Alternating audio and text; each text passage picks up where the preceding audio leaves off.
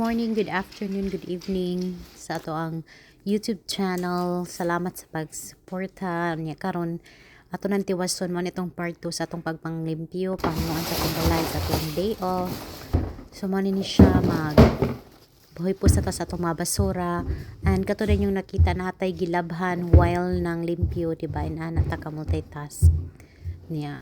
Kailangan na gina to ni siya ibutang sa garage kaya napuno naman ang mga basura niya.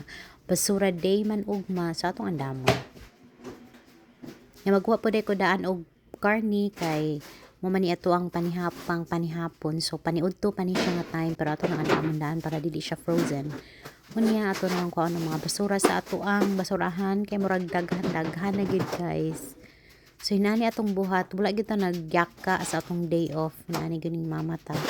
Di kita mahimutang sa itong trabahoon. Nika na kay namay mi recycle. So kalaig diri lainon gyud nimo ang mga recyclable nga mga basura.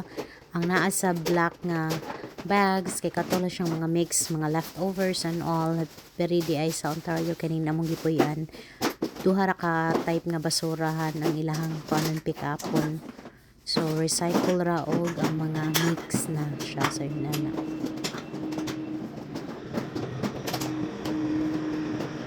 So medyo sabad atong background kay ani sa likod or sa gawas kay ongoing pa unsa man ongoing pa ang construction sa atong bihan para makita sa gawas kay ato na ni ipugnan ang basura.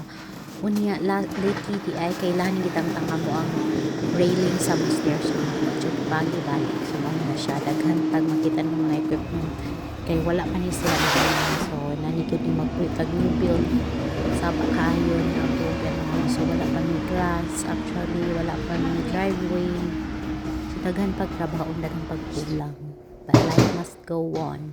So pagkahuman na po nakugligo na napo ko diri sa taas tibalik na po ko kay naghimutang paday ko kay napay area nga wala na ko na refillan so ni siya ang mga cereal pang breakfast namo.